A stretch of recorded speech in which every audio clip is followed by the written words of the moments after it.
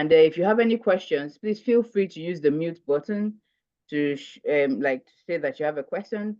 I'll be watching the chat to see if I can answer, and then I'll also prompt Dr. Jules to answer your questions if you have any. So it's just about building response, helping us to be responsible while we are online. So I want to employ everyone to please be free to ask any questions. She's willing, she's ready to answer your questions, and let's enjoy this session together. Thank you. Over to you, Dr. Jules. Hey, thank you so much, Ivy. Hello, everyone. I usually like to have a very interactive session. So please, if you can hear me, is either you put a thumbs up or you use Y. Y for yes and N for no, so that I have a fair idea. Awesomeness. Thank you, Ivy. So we have lots of people here. I'm super excited to have you guys here. Thank you so much, NIROW, for having me on this platform. Um, like Ivy rightly said, my name is Dr. Juliet Ofia. I'm a medical doctor here in Canada. So we are international medical graduates, right? And we back home, I've practiced over 15 years. And I'm very, very passionate about digital parenting. I know it's a new word. Somebody might be hearing it for the first time. So digital parenting, we are all in digital age now. We are all facing challenges that our parents never faced, right? So it's very important. The game, as in the playing field has changed. There are a lot of things that kids are facing now that we need to be equipped for. And as a parent myself, I have three children, two teenagers and a young boy, he's 9. We found out that yes, there are tools out there, there are apps and stuff like that. But one thing we do not have is the community where you can have that support. If you don't understand, there are a lot of people that are not digital literate. They need to understand how to use some of these tools, some of these apps. And like we say in digital parenting school, there is no amount of app that can build core values in a child. Mm-hmm. Let me repeat that. There is no amount of app. If you want to become the hovering parents, a lot of people have become drones because of the digital age. You want to check what they are doing on social media. You want to check what it doesn't work. If you do not have those core values that you can use to build the tools and teach the child how to be even resilient, then you have nothing.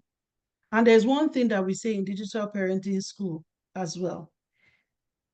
Digital parenting starts by the parents parenting themselves. I'll say it again. Digital parenting starts by the children, that the parents parenting themselves. Like, if you don't have digital resilience, if you don't know how, no amount of coverage that can build values, absolutely.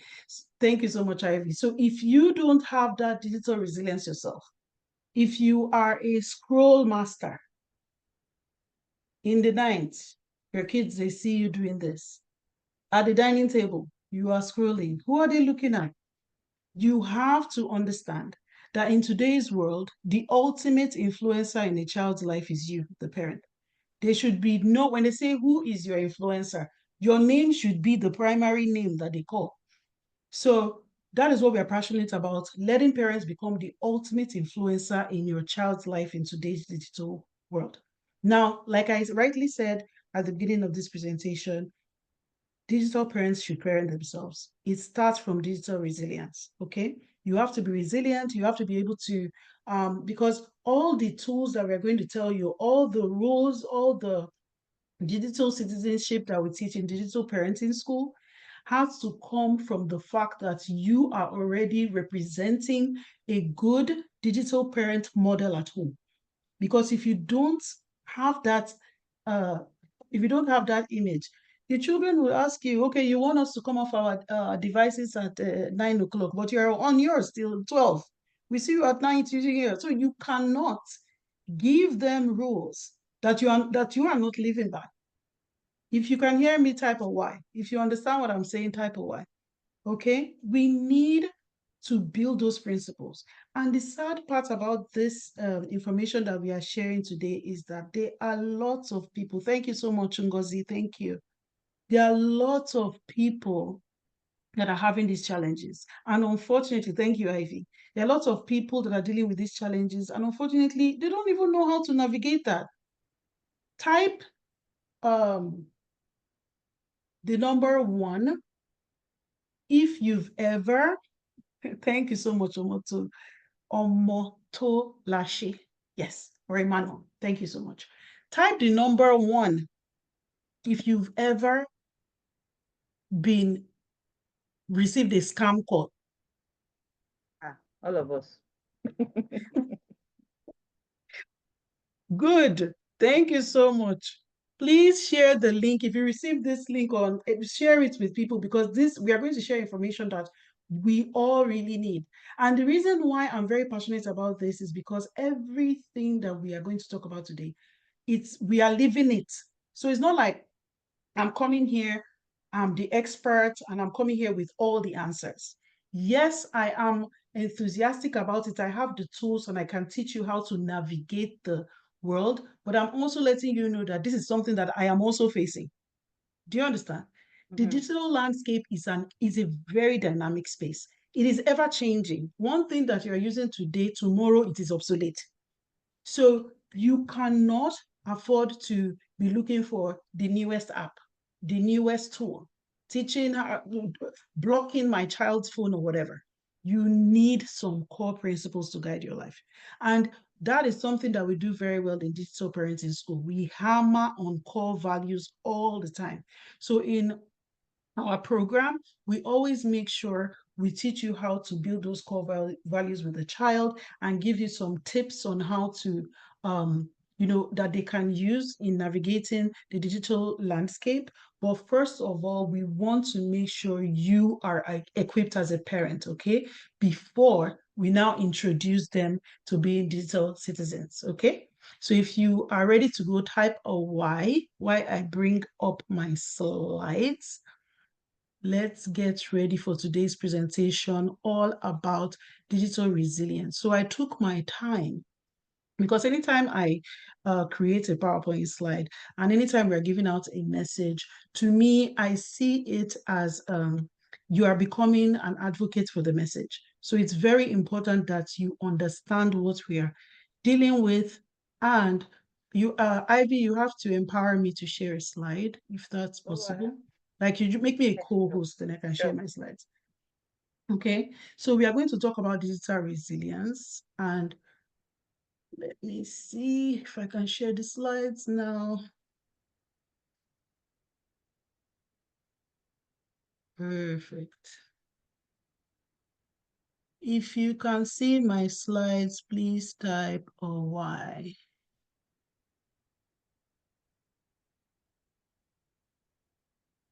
Okay.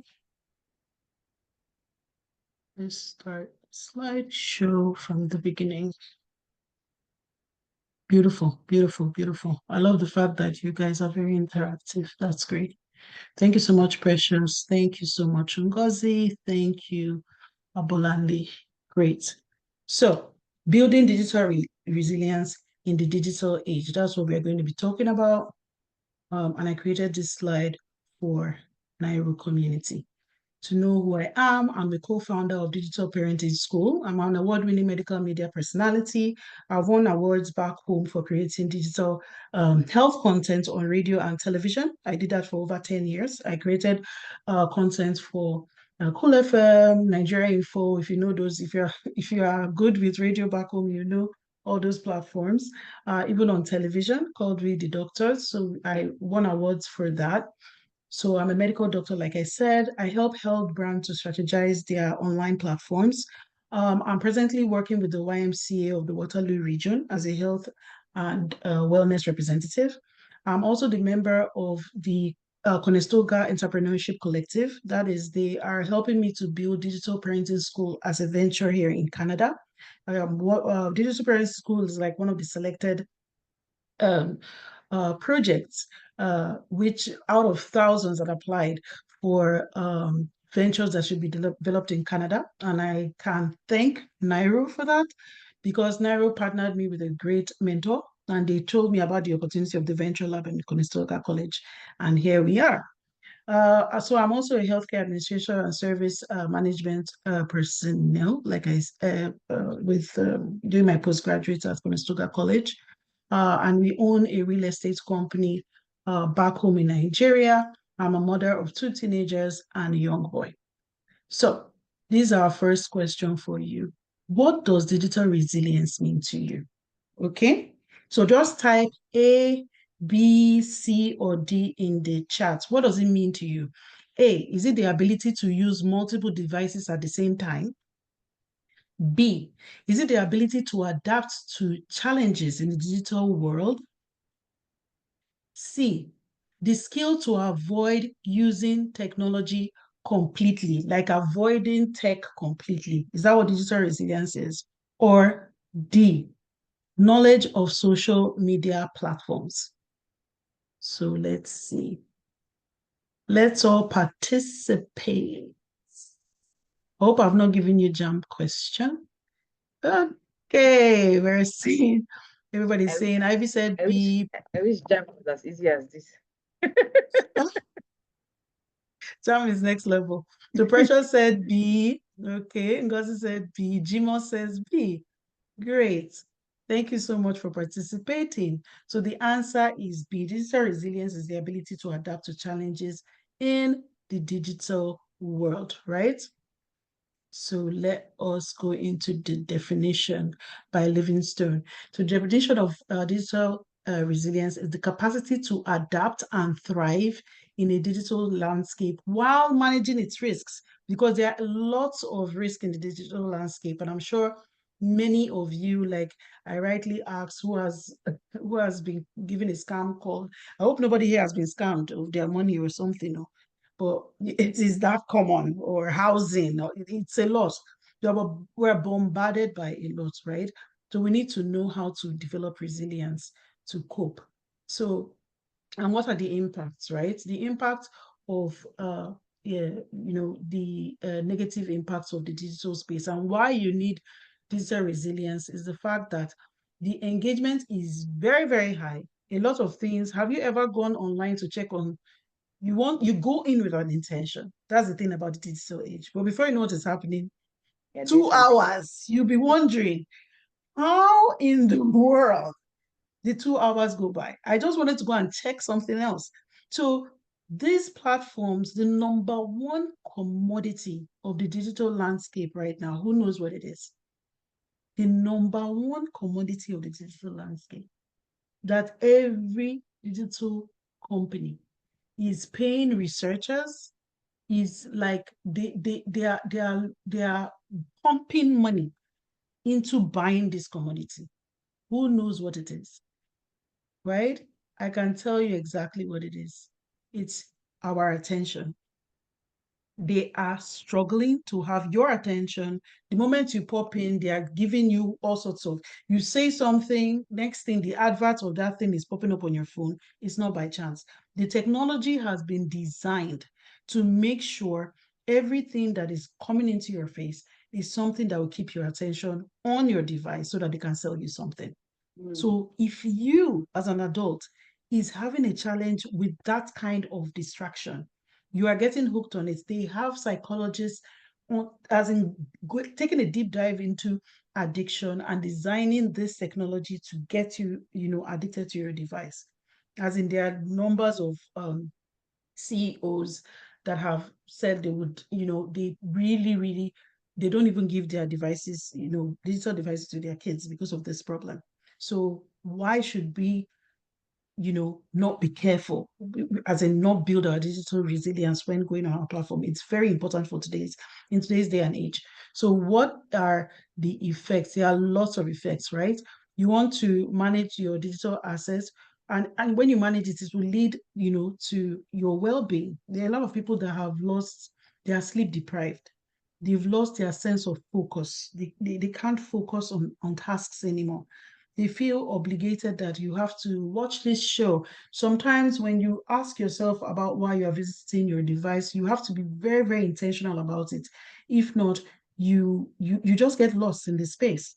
And just like it's almost like if you can see the digital landscape, like, okay, I have a curfew, I don't go out around 12 midnight or whatever. It's the same thing. It's like a borderless field. So you cannot allow your mind to wander. It's very, very dangerous. Okay. And the benefits of resilience is strengthening your emotional regulation and adaptability as well. Because then you don't expose yourself to the things that you don't want to see.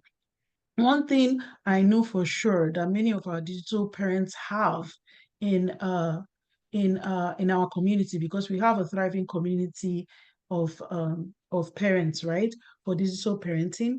And one thing I notice is that they are very intentional about when going online, where they are going, what they want to consume, because these are products, right, on social media. You have to be very, very intentional about it.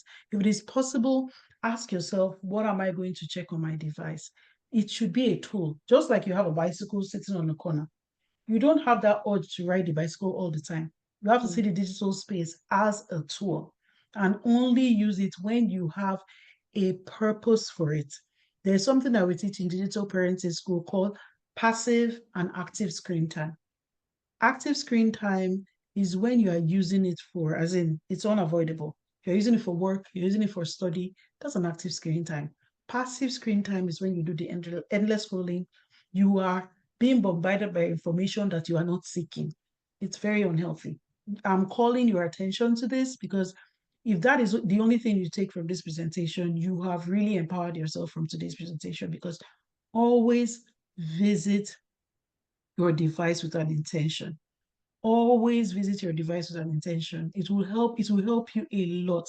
And one of the great things about our community is we give you the skills to navigate without any digital tool. If you have those principles that you use to engage with the device, then I mean, half of the work is done. The others will be the apps that you use, right? So please type a Y if you're getting what I'm saying. Type Y for yes if you agree with what I'm saying. Okay.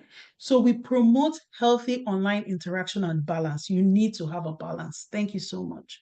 An example is, having community members developing resilience are less affected by harmful content and stay grounded in a positive space. So when you build your digital resilience, basically that's what we're saying, that you have a community that can support you. If you don't have any community that is on the same journey, like I rightly mentioned earlier, digital parenting school, there are lots of communities there. You can ask them questions. We give certificates when we do our classes, and I'll really invite you to be a part of those classes as well. So, what are the challenges that we've talked about? Cyberbullying is one major one. What is cyberbullying? Is online harassment, which includes trolling, personal attacks, doxing. Doxing just basically means somebody is going on to check your whole private information and is probably using that as if they know you, which is something very, very sad. And people are exposed to that all the time. And people have access to our information. So you don't know what intention somebody has. Anybody can Google anybody's information right now. That's why we get information coming into your box at any time. You know how you go on the site and they say accept the cookies, bam, or they how many people have accepted cookies on this? I accept cookies like no man's business. Our cook our cookies are full, and then your what's it called? Your email gets flooded with all sorts of things, right? So you don't know the things that you're approving. You are giving them the right to send you, use your information. You're basically giving them the right not to do the doxing thing, right? Which is, oh, you gave me the right to send you this information. So if you don't want your email to be flooded, then that's part of the mental health thing that we're talking here. Be mindful of it. It really does affect you. When you go in and you're scrolling, you're looking for your relevant emails. I mean, you need to do your housekeeping in your emails, basically. So be mindful of that. Then we talked about digital overload, right? Digital overload is another excessive screen time and notification that can cause fatigue and mental strain. Now, one of the things, the reason why I became very, very aware of the digital space and what it is doing to us, it actually happened when my son was about 18 months old. So I have this rule. If my child is talking to me, I must respond back so that they know that I'm giving them attention, right? So he was talking to me. I don't know what he was asking me, but I was responding to him. Then, in the middle of that conversation, I felt his two tiny hands hold my face like this. I said, Mommy, look at me. I said, that was when I realized I was on my phone and he was talking to me. So he was talking to me, but I was on my phone. So I'm not giving, we are losing that bond with our children because we are looking at these devices. And it may not be you answering their questions and looking at the device. Even sitting on the dining table, your phone is by your side, it's pinging, it's bringing, you are looking at it. Most people will even go to a business meeting and your phone will be there, even if it is on silent. It is now not ethical for you to be looking at your phone when you are out with someone. So you have to really control yourself with digital overload. There are some tools that I'm going to give you to use because what I've realized in digital overload is that sometimes you really cannot help, but look at these notifications. You can turn it off. Sometimes you can still go in there and get information that are unsolicited. So you need some tools that would help you, and I'll be able to give you some of those. So social media and news circles can overwhelm users, leading to digital fatigue without resilience strategies. So I have a question. What platform do you think what is your favorite platform? So that's your social media platform. Is it Facebook? Is it Twitter? Is it Instagram? Or is it WhatsApp? You can type it in the chat. What's your favorite? What's your go-to social media platform? Is it Facebook? Is it Instagram? Is it what they call it, WhatsApp? Or is it Twitter? Let me see what people are saying. Oh, TikTok. We have TikTokers. Interesting. Okay, several times. That's so unconditional. I totally understand, Precious. So let's see. Some people are TikTokers. That's interesting. We have Instagram. We have WhatsApp and Instagram. We have Twitter. Okay, and Facebook. Right. I So think what Precious is trying to say is, you we said something about cookies. I don't know if Precious, yes, I said cookies. Yes. yeah. So I think she So was saying, what about some of them that are unconditional? Like you can't manage the cookies. You just have to accept them. That's where the question yes. pops up. Yeah. Yes, that's the thing. So the thing about that is that you just be mindful of what you're accepting. That's what we are saying. If you must, then that means you that was an informed choice, right? It's not you mindlessly just accepting the cookies. You knew that you accepted that. So when you're getting messages from them, you remember that, oh, you actually accepted the cookies from that particular platform, right? So yes, these platforms that you've all mentioned, the Facebook, the TikToks and all these platforms are prone to all these challenges that we are talking about, the cyberbullying, digital overload, and the misinformation. But the highest, actually from studies, shows that where you get the cyberbullying the most is actually from Instagram. Okay. The misinformation, false information can be misleading and can often spread faster than true content. That's WhatsApp. If you've ever forwarded, and I'm also guilty, if you've ever forwarded an information that you've not verified, you just see it, oh, you forward, that's misinformation just spreading. You don't know the source. Some people just share information. They don't even know where it's from. You have to make sure, you know, being, especially when they are negative, negative information travels so fast. Please don't be the, um, the conduit of information like that because those kind of things can, if it's not going to fill somebody up, there's no need to forward it. If it's not credible, there's no need to forward it. So always think before you forward those information, right? Now, The unique challenges, however, because this is a Nigerian community, right? There are several things that we learned, and I'm sure we've all learned different things coming into Canada and their norms, right? Like, for instance, sending an email. Back home, that is my own personal experience. I want to say Mr. or I want to refer to somebody as a boss or whatever. Here is a first name basis, right? And even our what they call it, our resume. They do resumes here more than, CVs, curriculum vitae, because they are not necessarily, they want the transferable skills. So those things you need to understand them, because a lot of people that have had issues with like employment and stuff like that can bring a lot of mental stress to somebody. So you want to make sure your digital literacy based on where you are is up to par. Then language and cultural differences can also be an issue. So you want to be mindful of that. Cyberbullying and harassment. I don't know if anybody has ever faced any discrimination. Apologies for that, but these things can happen online, especially. People can be very, very nasty.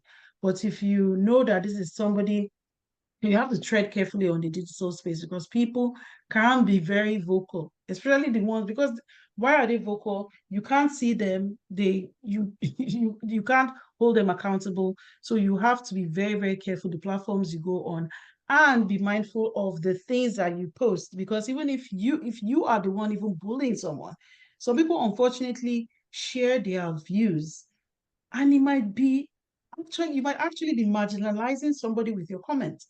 And nowadays, when people go in for job posts and stuff, depending, or if you're in the political arena, you want to be very careful that you don't post things mindlessly or support things that are probably going to look like you are not somebody that accepts diversity, or you're somebody that is prejudiced. So you have to be careful. The internet never forgets. So it works both ways. You have to be mindful of the content that you are receiving, and you also have to be mindful of the content that you are putting out there into the digital space, right? Um, so how do you navigate and recognize all of that? You want to When you have unwanted messages, threats, or public shaming, it can happen on social media. Your strategies that you can use is you use the platform tools. You can either block them, you can report police, you can seek support from friend and family, and you can also report harmful comments on social media. Or it always helps, because when you do that, at least somebody else will not become a victim. Okay. And of course, if you need help, feel free to speak to someone. There are different platforms now that I'm sure many of you would know the Dialogue app. We have Good to Talk. There are different platforms that you can go on. There's even one you can text home to 741, and then somebody will call you and speak to you. Different support systems that you can use if you feel that you are being bullied, or you are subject to contents that you don't really connect with. So how do you manage digital overload? So you want to establish your device-free zones. Like, for instance, it can be your bedroom, it can be your dining table. Have places where your phones will not be there. It can be in the morning. You can tell yourself in the morning, I'm not going to hold my phone. I'm going to be in prayer time. Because if you check, you can actually, if you use several digital devices now, can tell you your average screen time. If you go into your profile, you can get that information, and you'll be shocked that people are doing hours and hours on their phones. So you want to also watch that. So use apps that track your screen time. A very good one that I love so much is called Opal. That's OPAL. If you get the Opal app, I love that app so much, because if you identify on your when you go to your settings that there's a particular app that you're using more of in a day, you can actually time yourself on that app. So what happens on my phone is every 30 minutes, if I'm on Instagram is my vice, 30 minutes, there'll be a pop-up. Oh, did you take a deep breath today? Something nice will just pop up, and I'm like, oh, okay, it's 30 minutes. And the beautiful thing about that is that my kids see me do that, right? So when they see, they're like, oh, mom, what's that? I'm like, oh, it's something that, times me. So I remember to come off my device, so I'm not there mindlessly. So when I give them a target and say, according to the American Pediatric Society, a child should not be on the phone more than 2 hours. That's passive screen time. Remember, we talked about active and passive screen time. So the passive screen time shouldn't be more than 2 hours of them just playing games or whatever.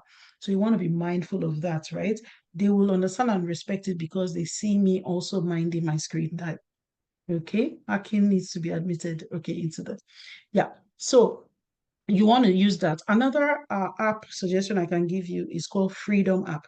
Freedom app too is very good. It works across platforms. You can use it for your WhatsApp, you can use it for your Facebook, any platform that you feel you want to curtail your time on. You can apply it with Freedom app. So you want to do a regular digital detox. It means there should be like periods where you just block out, you go for a walk, and you don't hold your device. There are many times I get bad raps. Ivy is one of my victims, where she will reach out to me and she cannot contact me. I also see this thing that people will say on social media. They will say they are going off social media for time and all of that, and then they Yes, come back. Yeah. absolutely. It's called digital detox because we are bombarded with information. It's too much. Mm. So most times I pick up my phone when I have an intention for it. It's not something that I'll just pick up and I'm just there. And there is no, as in, no judgment if you want to go and entertain yourself. Just be mindful. Don't just get lost and you wake up and it's 4 a.m. Where did the time go? No, that's you've been robbed of your time. You never get it back. So don't do that. It affects your mind. Okay. And the benefits, like I said, it helps you to reduce stress, it boosts your focus and prevents burnout. And like I said, turning off your social media notification is a great way to minimize interruption, especially during work time and during family time, especially during family time. Dr. Ju, So someone's let's talk raised about their hands. Are you okay to answer questions while you're talking? mm, we can type it in the chat, and then Ivy, if you can read them out at the end, that would be great. Because I know we are recording the session so that we can get everything as a block recording and then we'll answer questions at the end, if that's okay, Omoto. Omoto Lashe. Yeah. Oh, Emmanuel. Thank you so much. We'll get to that. Please don't forget your questions. You can type it out. And of course, we can unmute you when it's time so that we can all benefit from the questions, okay? So I'll just run through the presentation real quick. So any information you get, please try and verify the source. There are different sizes you can use. You can factcheck.org is a source. You can even go online and check on a credible platform that you trust. If it's there, then you can know that, okay, that information is accurate. Then you can share with family or whoever. Then echo chambers. Now, echo chambers, this is very, very important that if you get nothing, please get this. You need, because there's one thing about, be mindful of the things you like online.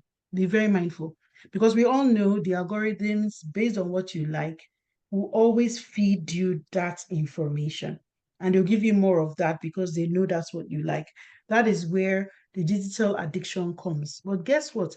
If you start looking at things that have a different view from yours, even if it is views that you do not support, click on those just to be informed and to see things from people's different perspectives.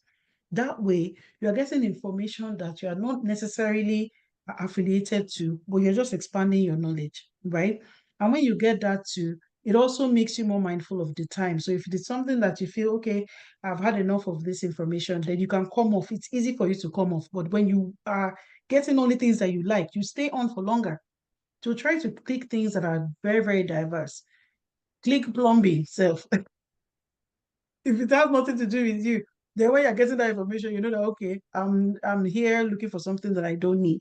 Okay. So you want to do that so that you don't have those echo chambers always giving you information that will keep you on all the time.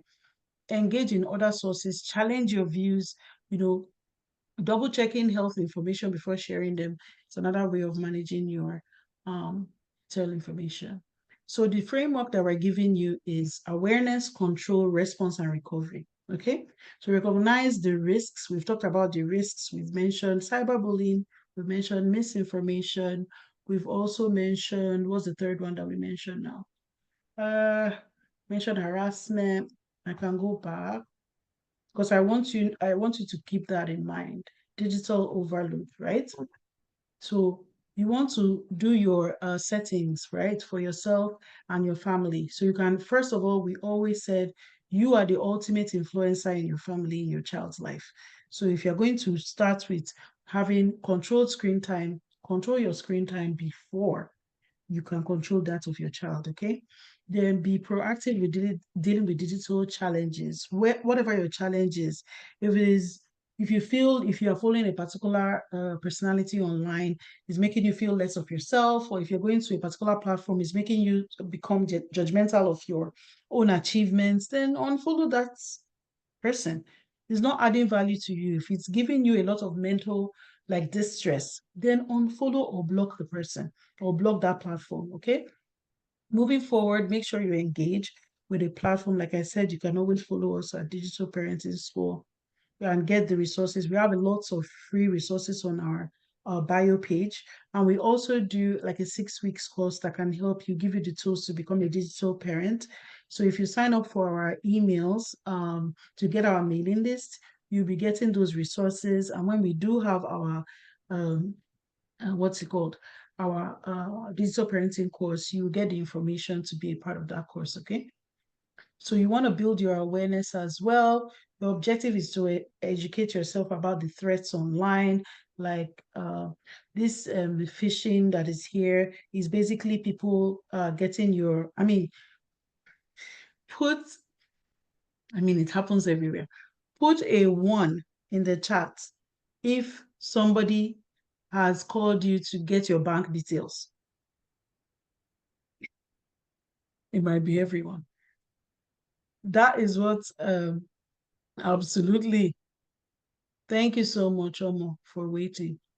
Absolutely. Ivy said yes. Was plenty, plenty. I hope nobody has fallen victim to this. So please never ever give your banking details to anybody online. That is like the number one way you can get scammed for sure. You can use resources like Media Smarts, okay, to protect yourself. There are lots of information there as well. Practical tips of spotting this is, when they have typo errors in their email or they give you one strange benefits that you've never heard before. The new one that I get now is on WhatsApp where they'll tell you, oh, they are a job recruitment company and they've looked at your profile and they feel you are perfect for this part-time job that will give you $5,000 a month or something crazy. So when the offer is too good to be true, it's too good to be true. That's a red flag, okay? Then you want to learn to recognize authentic news and you want to avoid scam emails. Just block the sender the moment you get them. Okay. Uh, so you want to cultivate positive digital relationships. Like you want to build a good community, interact with people who bring positivity into your life. That's a great way because at the end of the day, we are not it's not a witch hunt for the digital space because digital space is very empowering. There's a lot to learn. So we're not demonizing it or anything. We're just saying be mindful of how you use it, right? Join groups that align with your interests and values. And of course, set boundaries, limit interactions that can help you with stress and participate in, private group chats or communities that are more, protected. There are lots of platforms that have decent communities that you can use that has, there are some communities that you have to register, even like maybe LinkedIn Premium, for instance. You are meeting people there that are probably, of your professional background and you will not get like spammed with messages you don't need. So connections for your well-being, manage your digital interaction, reduces your anxiety, and coping with strategies with practicing mindfulness. I'm very, very big on mindfulness. Back home on my radio show, I used to practice like breathing. Even there's one app that I would recommend called Calm. Calm app. You can actually use it to time your breathing. One thing people be like, "What's breath?" We breathe all the time. No, breathing can actually be something you use to reduce your stress. Okay. A lot of us have very, very high cortisol levels. breathing has been one of those skills that you can use to reduce your stress levels. And of course, when your cortisol level is high, you're more predisposed to things like diabetes, hypertension, those chronic illnesses, right? So you want to manage it, even if it is just something as simple as counting to 4. You take a deep breath in, counting to 4, you hold your breath, and then counting to 4 again, you breathe out. If you do that, like do that with 4 sets, take a break, do it again. I promise you, research has shown that practicing mindful breathing like for 15 minutes can be equivalent of you having like a restful sleep for about 2 hours. So you want to engage with those kind of activities because it will also help you to manage your stress levels. If you feel yourself, and it can be something as easy as you even giving maybe you want to give a public address, or you are in any stressful situation, breathing is one a very fantastic tool that you can tap into. Okay, so engage in offline activities to enhance your mental balance. It can be exercising, it can be taking a walk, it can be planning a family activity. Like at home, we have those jigsaw, what they call those towers now. I've forgotten the name. We have lots of games in the house. We have Uno, we have different games that will keep us connected as a family. So have those, games that will keep you, or activities that you can do as a family. And during that time, just make sure all your devices are away. Okay. And practice gratitude. Gratitude is also a very good one for you to remember, the things that you should be grateful for, because gratitude also helps you to manage stress. So resources, we have, of course, if you want to talk about local, I cannot stress enough, as in it's one of the things that I actually wanted to put there about the NIROW community. You guys are absolutely wonderful. Let's give it up for NIROW. You can bring it. You guys have been a great, great source of support to myself. I've also been, when I came, I think your platform is one of the platform that I went to when I came into Canada. I just came in last year, and the support that I got from it has been amazing, as in from job search to support in school to my housing, everything. NIROW has been very, very constructive with, me settling down in this community, and I'm sure, just like what we are doing now, it's another avenue for you to get that resource on being a digital literate, right? Mental support, I mentioned things like dialogue app. I mentioned things like good to talk. I also mentioned you can send home to 741-741, and you can have somebody call you and speak with you if you are dealing with any mental, any stress, right? Mentally. Common sense is very good. This one is for our parents, right?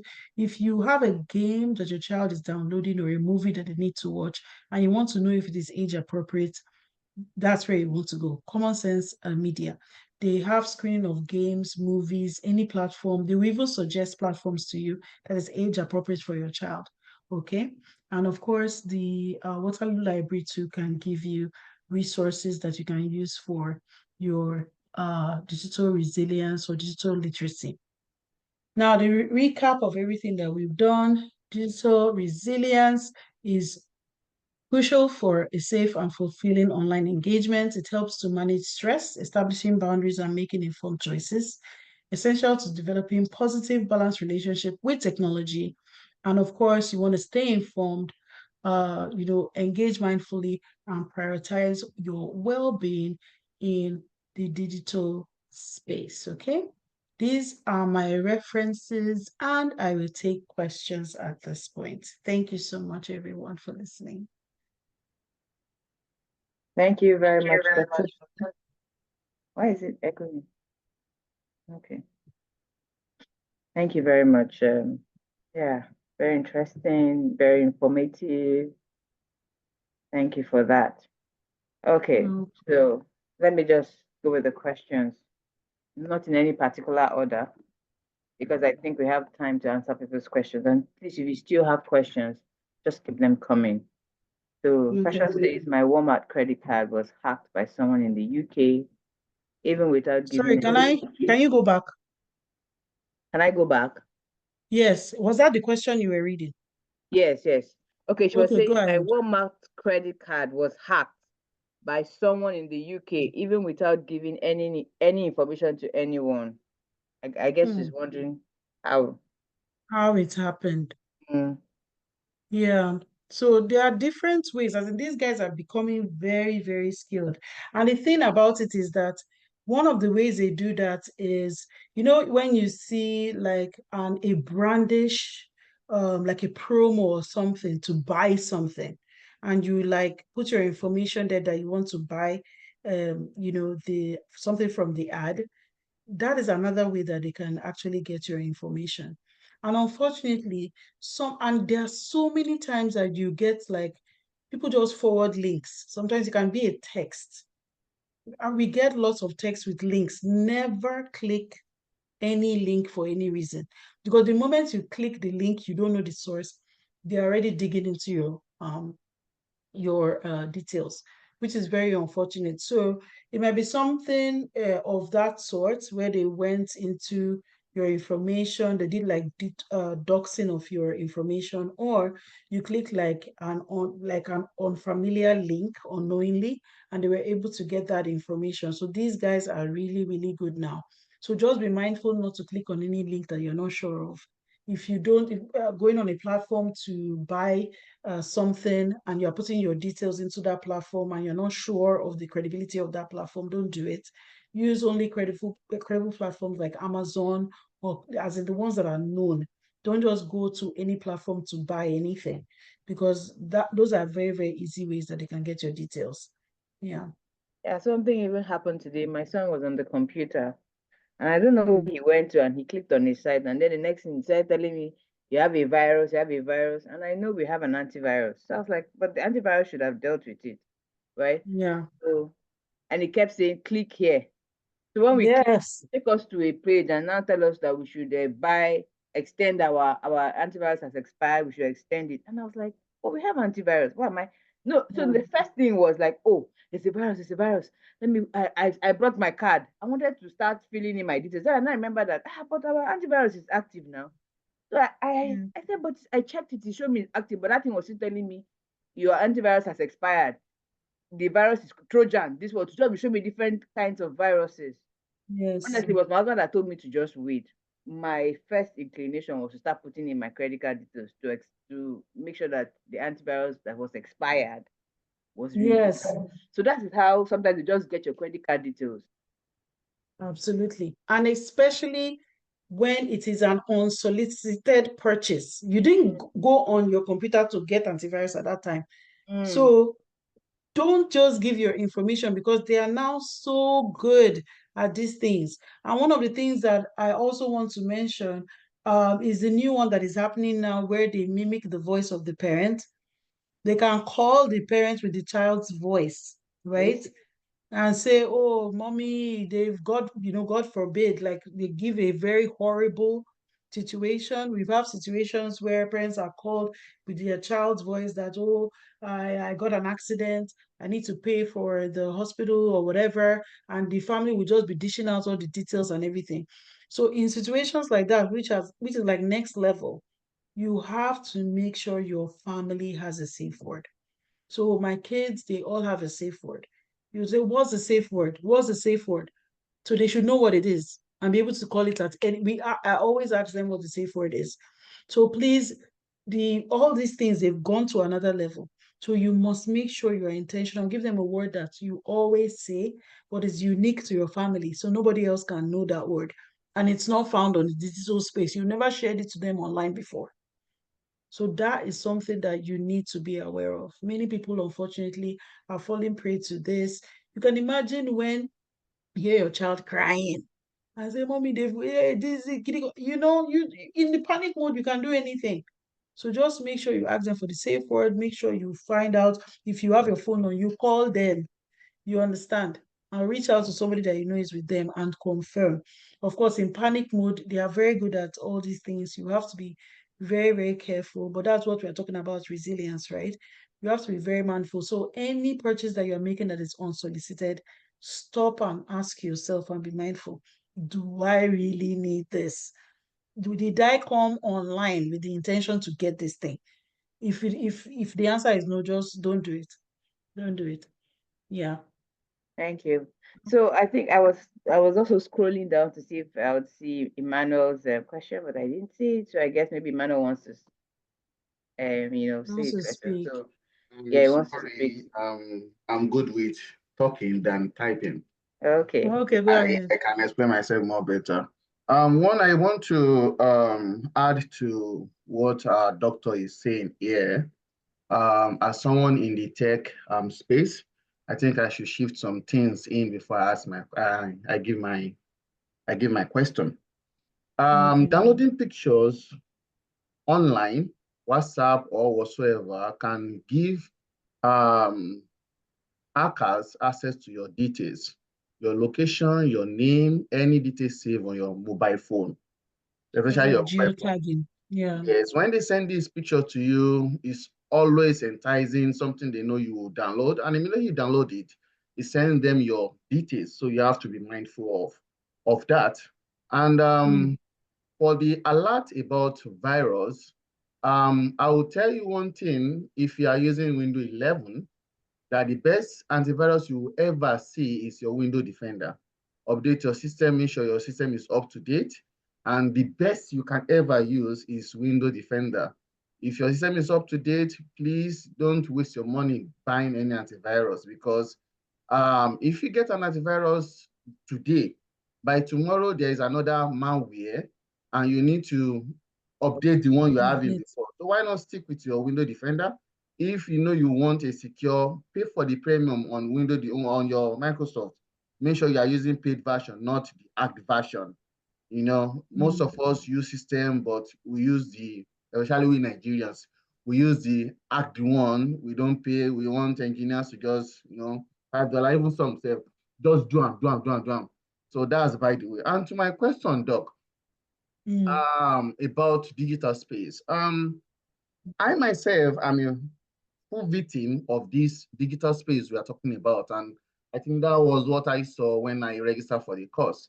And my question was not tackled. Why I really clicked was not tackled. Well, you talked about some, but the main challenge I'm having is, okay, for mm, instance, I've been in Canada for like 10 months now, no job. I've not been working. mm, And I rely on information I can see. I mm, and some of these things, that's why I use TikTok a lot. I listen to people say a lot. I learn from them. I have no family in Canada, nobody in Canada. Mokoja mm, Yemini, that I know you know here Yoruba. So I came here and I rely on social media space to get informed, to know how things are being mhm, done. And along the line, I get tangled with social media, especially with TikTok. And mm. it got to a time, I think August, I deleted my account and opened a new one just to see if I can, distance myself a little. And of recent, I see that, oh, I'm back to where I am before, because I needed Mm. information. I need to be informed. How will you talk to me about this? How can I get untangled with this? Can you give a Okay. recommendation for me? Fantastic. Thank you so much, Emmanuel. First of all, I want to thank you for bringing your digital prowess to the presentation for adding value. Thank you so much for that. And I also want to thank you for sharing your vulnerability, going on TikTok, and also your challenges with applying for work, right? So I don't know if how recent it has been since you came to Canada. Is it in the last 2 years, or if He you said don't 10 mind months sharing? ago. 10 months ago. Perfect. So, like I said, I myself am just a year in Canada. And if you've never like gone for a NIROW meeting before, I strongly advise you do that because they have lots of resources. It's one thing, and that's the thing. There's connections, right? You can either have online connection or in-person connection. Nothing beats in-person connection. And one thing about Canada is that your network is really your net worth when you're here. You can really leverage on it. So I strongly advise, if you need to be active with the community. If you've never been to their meetings before, their gatherings before, please go there. There are lots of people that can give you advice on your area of interest so that you can start building that one-on-one social capital, okay, here in Canada. That's the first thing. Then the second thing I would say, when it comes to your resume, I don't know if you've ever updated your resume before. One tool you can use is VMock. I don't know if you're familiar with VMock tool. Here in Canada, they are big on transferable skills, right? So the skills that you can have that can make you applicable to different jobs, that's what they are looking at. And most times, and I'm sure you know, they have this app that saves the CVs. So if your CV is not bringing out those skills that they are looking for that job, your your resume will not be shortlisted. So one of the big advice and tool that I can give you is a particular job that you're interested in. All you need to do, and everybody can use this skill, you can go to the job description, copy that job description, right? And put it, as in, we are all AI we are savvy now. And if you're not, you are behind, to be honest. You need to be AI savvy. Take that job description and put it to an AI tool to create a resume for you. Now, when it creates a resume for you, we are not saying it should align with the skills that you are confident that you have. Then you can edit it to your own specific qualifications, right? So what you need is those skills popping up on the first page of your resume. If it's not popping up on the first page of your resume, you will not be shortlisted. So have that job, that dummy um, resume, and that dummy resume should be specific for that job application. You cannot, when we're coming back from Nigeria, we have like one CV for everything. It doesn't work here in Canada. This is the digital literacy that we're talking about. Have that job description, put at the top. Don't put your picture, okay? They don't need to have your picture. You don't need to have your age, okay? They don't need to have um your if you don't have like a Canadian address or whatever, they don't need that. All they need is your name, your email, your phone number that they can reach you. And then you can put that information on your first page. Most what do you call it now? Resume saving apps. I think it's called the ATS or so. I'm not sure now. It will ATS, only screen your first. Mhm. applicant tracking system. It's ATS, Applicant, applicant exactly. tracking system. Applicant tracking system will only save that first page. So if on your first page, those keywords for that job that is not popping up, you will not be shortlisted. So if you do that, go to VMock to grade your resume. Look for and many people do not go to the what they call it now, job banks. There are job banks that you can go on to know or the particular job that the labor market is looking for your location. So you can go to jobbank.ca to see the jobs that are actually for your particular area that you can go for, and then use that to trace where you need to apply for. Don't just apply without doing your research, right? So you can go to the jobbank.ca or any other platform that can show you what the labor market is in need of, and then you can apply based on that. Okay, so using that simple tool will actually get your resume shortlisted.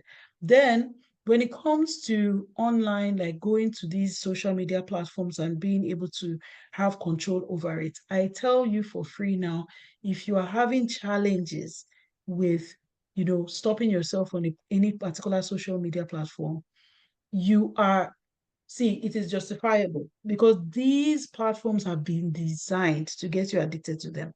So you need to have tools that would help you. I mentioned two earlier. Download Opal, that's OPAL. Oh, okay. Or you can download Freedom app. You put in the platform, if it is TikTok, you put in the platform and then you give yourself a time, okay, that you're going to be on that platform. And like we said, we also mentioned echo chambers. When you're on the platform, there are two things you can do before you get on the platform, when you're on the platform, when you're off the platform. The first one is be intentional. Why am I going on this platform? Is it to get information? Is it to be entertained? You can use it for passive time, but give yourself a window of 30 minutes. Okay. So when you get the Opal app, put 30 minutes for TikTok.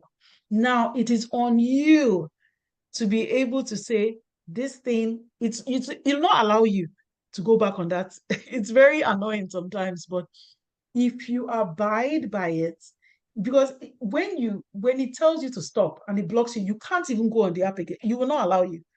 So the only way you can unlock that app is if you go back to Opal and go through some gruesome lists to unlock it again. So it makes you even tired to do that. So if you use that app, I promise you, it will become like a step-by-step way for you to get out of scrolling mindlessly on the platform or any other platform that you choose. And when you are on it as well, pick diverse views, things that you usually not look at, so that it doesn't give you that automatic, before you finish a video, another one will come up, another. That's how they keep you on there. But if you pick to watch something that is not, that is different, something that you don't even like, when that pops up, that also gives you a mental trigger that, okay, I don't need to be on here. And it keeps giving you that particular information. So it doesn't get you hooked. And when you come off the application, have digital free zones. So it can be, okay, in my room, I'm not going to be using my phone in my room. Or when I'm eating, I have a place where I'm going to keep it, right? Or have a period where you shut the phone down completely and it doesn't come on, no notification, whatever. And put off your notifications for your TikToks and all the platforms so it doesn't keep flashing. My phone has been like this for a very long time. I'm sure it's because I picked it up now, it's coming on, but it hardly comes on at all. No notification comes on my phone. So if that is going to also be something that is distracting, put all your notifications off and have window at intentional times that you go on your platform so it doesn't, you are in charge and it's not in charge of you. I hope this helps, Emmanuel. Thank you for your question. Yeah, I think it helped because he also said thank you. So Oh, I'd okay. always, this is just me, I don't know. Then when I kind of give my kids access to um, social media, I'm not Mm, giving my kids, my first son, especially when we left Nigeria, and some of his friends back at home were trying to see how they can connect with him. So I gave him access to. And then I thought to mm. myself, see, maybe I should even be, I should, it was, what was it now? It was that one again. Snapchat. I don't do Snapchat. I don't know how it works. So I was saying to myself, should I have to go and learn how to know how this thing You works. do these things, yes. Yeah, so I wonder if maybe talk about it because some of us too, if it's not Facebook or Instagram or like even TikTok, if I don't even know how it works, I'll not lie to you. Absolutely. Yeah, yeah, yeah. So the question is it about your son using it or No, no, how we can? I'm thinking, yeah, so it's how, so for, I believe learning how it works is a good idea. But how Yes. to, I tried to look at it, but I did not, it was not just making sense. Is there any other way apart from just having to go through it? Is there a way we can Yeah. learn how these Yes. things Yeah. work? Yes, for sure. So thank you for that question. There's actually a Safety Schools online platform that has a PDF that gives you an introductory information about every platform.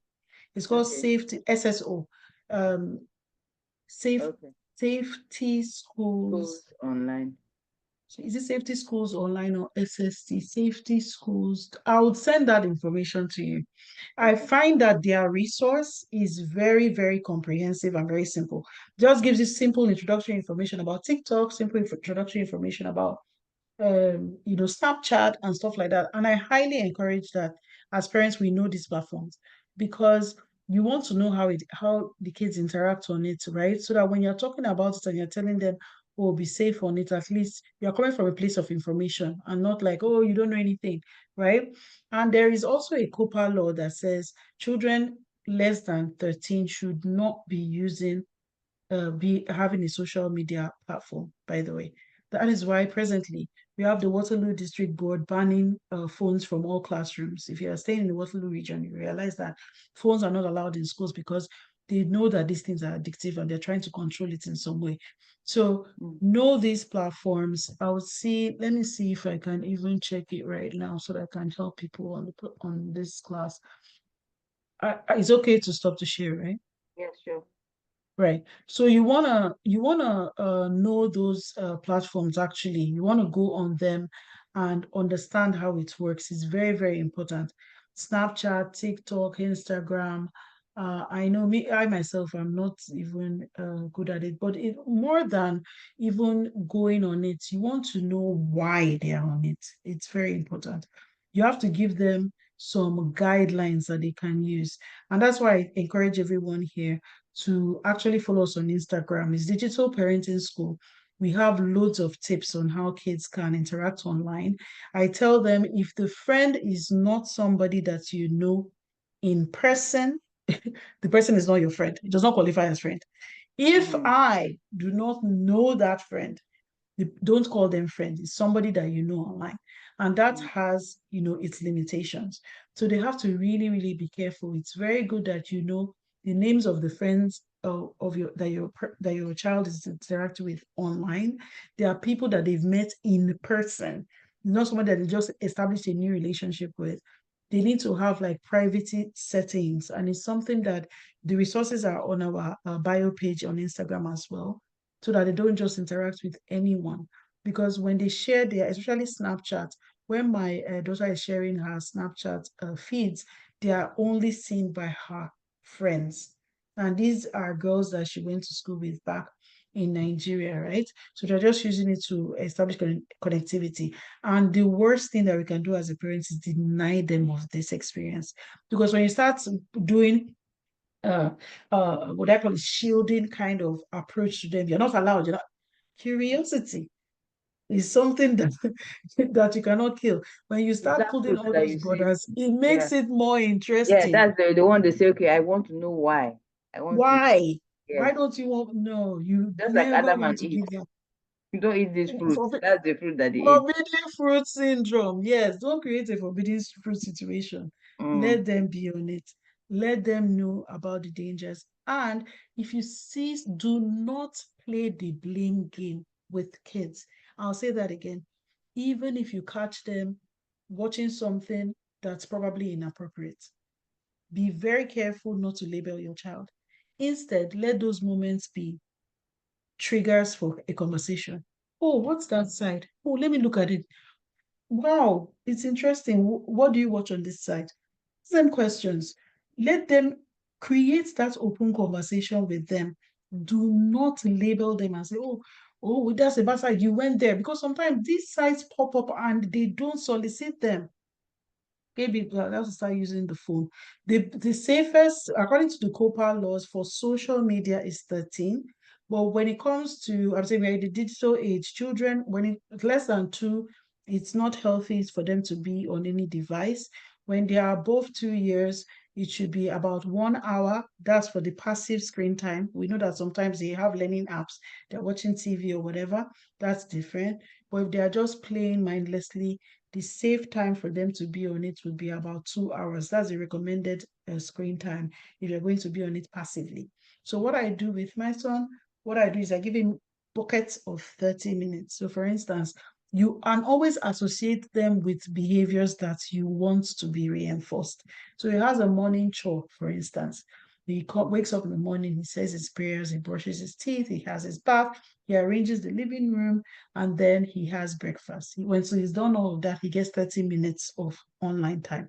So once he's done the online time, the next time will be after lunch, after you've gone out to have an outdoor activity and all of that, then you have another screen time at 4. We give him another 30 minutes. Do you understand?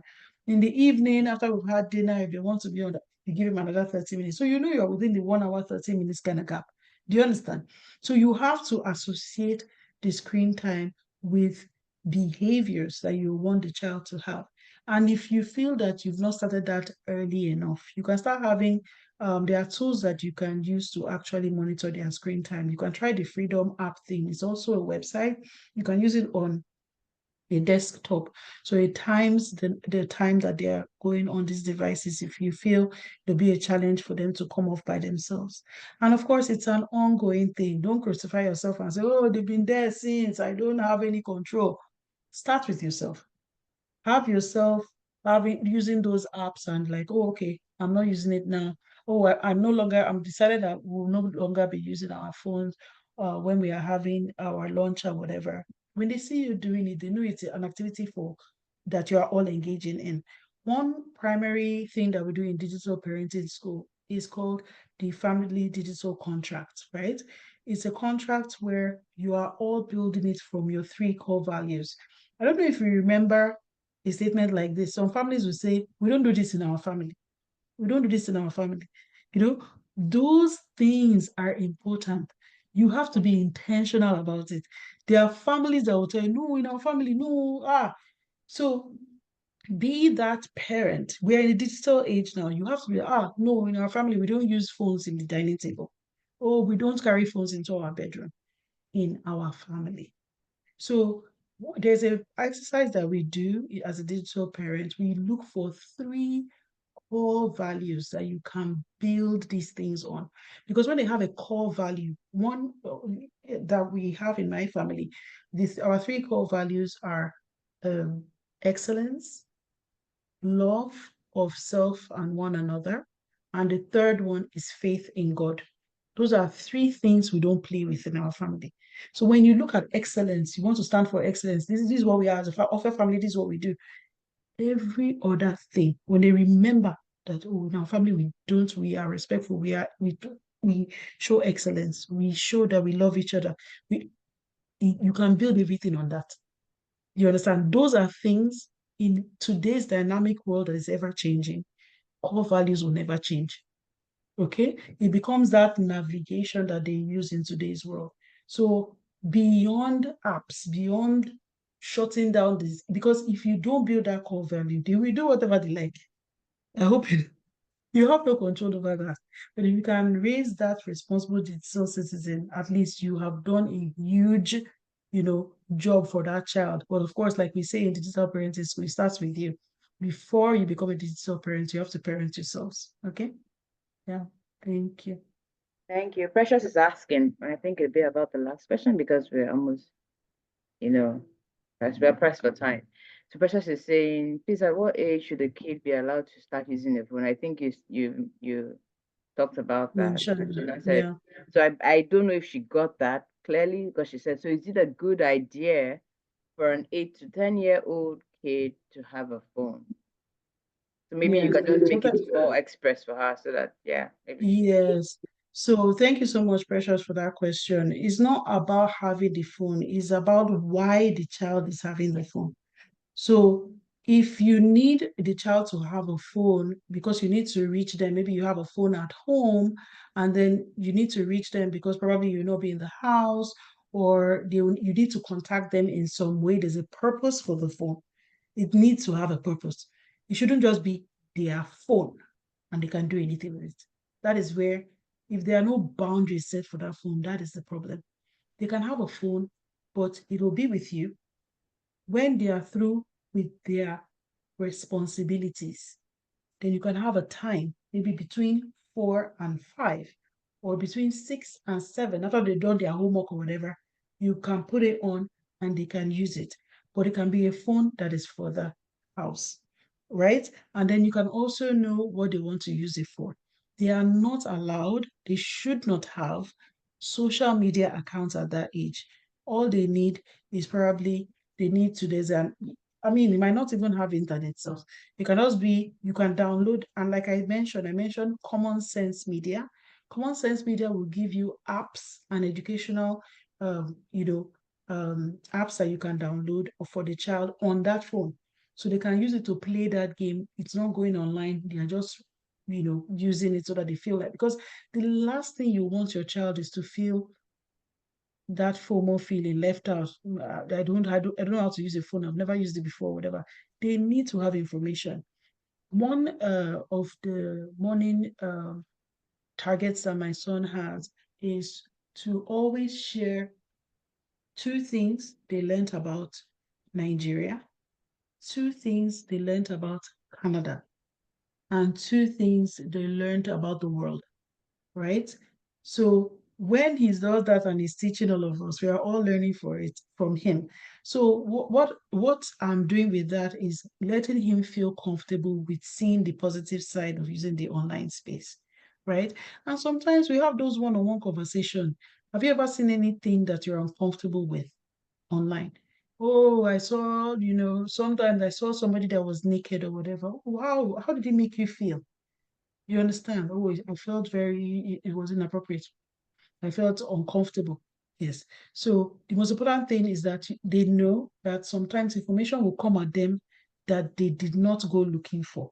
That is it's a very porous space, right? But the most important thing is they know when, the thing is inappropriate. It becomes a moment of, conversation. Do not, and like I said earlier, do not label them. When they tell you that, oh, or you catch them watching, oh, wow, what's interesting? What is that you're watching?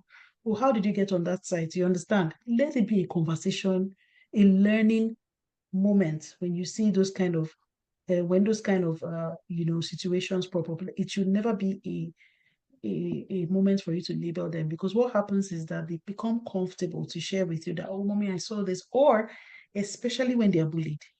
When kids are bullied, it's very difficult for them to share that information. And sometimes it does not, parents don't pick it up until they realize this child is not eating. This child does not want to interact. All their social clubs that they like or things that they love doing, they stop doing it all of a sudden. They are losing weight. They are not talking to their usual friends. Something is happening. You understand? And unfortunately, I mean, there was even one publication recently about a boy that was so bullied, he actually committed suicide. That is on the Canadian news presently. So you need to be aware. Do not come off as the parent that is not digitally aware. It will not serve you. Do not come off as the parent that, oh, I don't know anything about that. Yeah, never let them hear that. They don't know that true story. When I was here, I came without my family. So in the mornings, we have our morning devotion on WhatsApp calls. Okay. New Year, we did it on a WhatsApp call. I had a surprise birthday party on Roblox. I have a Roblox account, yes. So they would take me out on that game, put me in their car, we'll go shopping. So find the time to be in their space, in their world. Let them see you as part of that space. We cannot, in today's world, detach ourselves from the digital space. You have to be there and work with them. Let them see you as that, informed parents, that digital parent that they are comfortable with. When they have questions, they should come to you with questions about Snapchat. And you'll be like, oh, interesting. Don't say, I don't know anything about Snapchat. No, I beg you. When they come with questions, be like, fantastic, come, let's go online and check. Check with the child, educate yourself, because you cannot, in today's age, let them feel like they are way ahead of you in the digital space. They must see you as that safe navigator that is with them and that can guide them and keep them safe in today's digital world. Okay? I hope I answered that question Yeah. correctly and So not lost Emmanuel too precious. was asking about a tab and PC, but I think the response you gave applies The the question same. about what? After Precious had asked, is it good for kids between 8 to 10 to have a phone? I think Emmanuel also chimed in to ask about a tab and a PC, but I think you've covered it. It's basically the same Yeah, thing. Taban is It's the not same about thing. what they have, it's about why they are having it. Why? Yeah, And I'll add to that PC. If you have a PC at home, let it be in a place where everybody can see the screen. Okay? whatever what they're doing on it. Yes, let it be in a place where everybody can see it. And let always have, yes, you're very, very welcome, Precious. And always have a window when they use it. Do not have that, oh, you can use it anytime mentality at home. There should be rules around this thing. It also, and it is your right to do that as a parent, okay?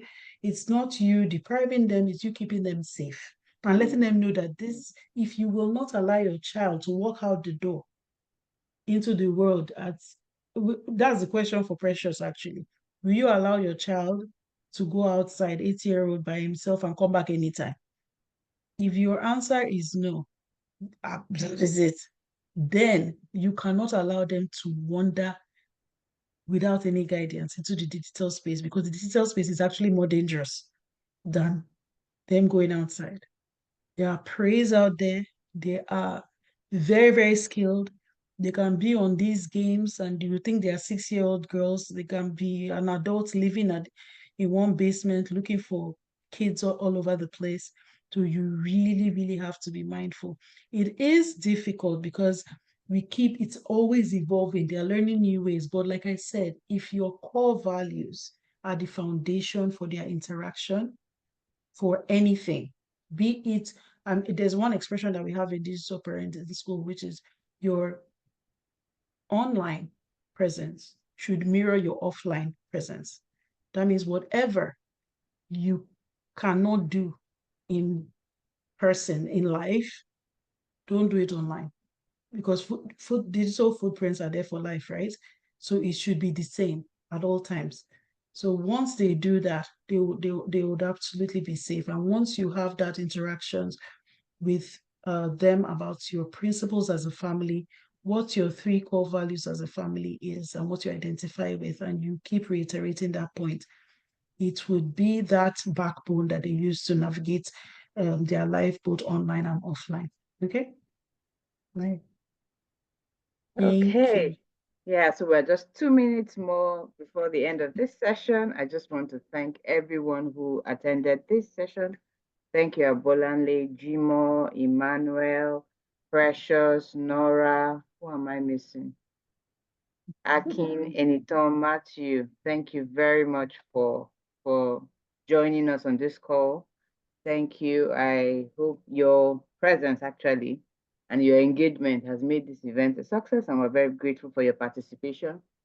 It's our desire that our hope that you have found this discussion insightful and that you've gained valuable tools and strategies to help us and our children navigate the digital landscape. Very special thank you to you, Dr. Jules, for sharing your expertise, your insights, which have, truly enriched our understanding of this very critical issue. I just want to encourage us that as we move forward, let's continue to foster open conversations about, these kinds of things with our family members, our friends. And like she said, the reason why we have been part of this is so that we can be advocates of these things wherever we find ourselves. And if we continue in this way, we can make a significant difference in the lives of our community as a whole Yeah, for and sure. Thank ourselves. you. So thank you very much. I don't want to take any much Thank of your you. more time. And So, Dr. Jules can be reached if you want to, connect with her personally. Please feel free to reach out to me. I am Ivy on the Telegram app. Ivy. I'm the person who always posts on the health and wellness channel. If you'll see me there. You can always connect with me, or you can send me an email at nairopierre@gmail.com. Nairopierre, Pierre as in P-E-E-R, NIROWPEER @gmail.com. So we appreciate your commitment. And yes, thank you so much for coming, and enjoy the rest of your evening. Thank you. thank you. They can follow Digital Parenting School on Please, on Instagram Instagram, you can follow Digital Parenting School for more tips on how to help our for kids more tips. And if stay you needed us online. to talk to your community too, we can do that, okay? Because Yeah. we are very passionate about the message. Thank you so much, Nairo, for having me. And thank you so much for being such a great, instrument of my, success in how I settled in this Canada. You Yes, guys are that's the amazing. reason why NIROW exists actually. It's supposed to help our newcomers settle into Canada very well. You just Yes. have a community. So you're not just coming to a place where you are alone. You have like Yes, yes, family here. We're very communal from absolutely. where we are coming from back home, right? We do things Yes, together. Yeah. So it's just to bring back that sense of community, and support each back other. here. So that's why we They're exist. doing If that well. anybody who doesn't know about NIROW and is Nigerian, please let us know them. We'd like to make sure that we are reaching out to our people. And that's why we organize these kinds of info sessions, because we want our people to be better for it, right? Yeah. Especially as we have moved, And things have changed. We are now in Canada. It's not like back at home. yeah, So we need to evolve even in the way we do yeah, the information. absolutely. Yeah. Yeah, So for these sure, are for very sure. important info sessions, right? Yeah.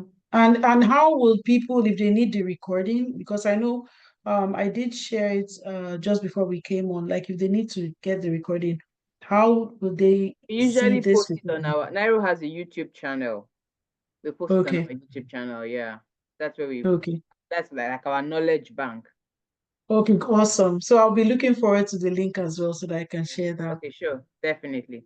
Thank you very much. Thank you. All Thank right. you, guys. Thank you so All much, right. everyone. I saw your Yeah. compliments. Thank you. Thank you, Ivy. Yeah. Bye. Bye. I have to stop the recording. Recording stop.